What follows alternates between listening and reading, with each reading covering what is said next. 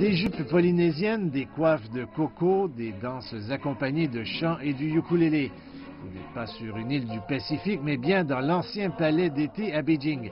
Présenté par une dizaine d'artistes venus de Polynésie française, ce spectacle raconte d'anciennes légendes des îles polynésiennes à travers des danses, de la musique et des chants. Tepoari Vaya, un jeune artiste polynésien, nous a montré leurs instruments de musique traditionnelle qui étaient autrefois utilisés lors des cérémonies religieuses ou des guerres entre clans. Alors comme vous pouvez le voir, hein, cet instrument est fait avec un coquillage que l'on retrouve dans les océans de la Polynésie française. Et ce coquillage-là, on l'appelle le pou. À l'époque, nos ancêtres utilisaient cet instrument pour alerter toute la population lorsque des ennemis arrivaient sur nos terres. Cet instrument, que l'on appelle le pahou, à l'époque, nos ancêtres disaient que le son que cet instrument émet, c'est comme lorsqu'un éléphant marche. Vous voyez les pas d'éléphant? C'est très lourd, c'est très puissant. Voilà.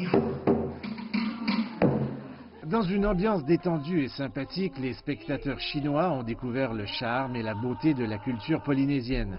Le thème classique, si on voit, c'est moins, je dirais, des relations anti-humaines trop complexes. C'est plutôt, disons, un rapport, disons, interpersonnel beaucoup plus simple, direct, beaucoup plus amical, proximité. Là, ce sont, je dirais, les caractères principaux de cette danse. Co-organisée par la section France-Belgique et la section suisse de l'Association des anciens étudiants chinois en Europe et en Amérique, cette activité vise à renforcer la compréhension et la confiance entre les peuples dans les pays situés le long de la route de la soie maritime du XXIe siècle.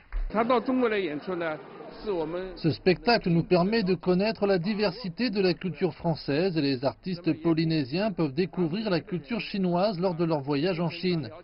Ces échanges culturels sont très importants pour renforcer l'amitié traditionnelle entre nos deux pays.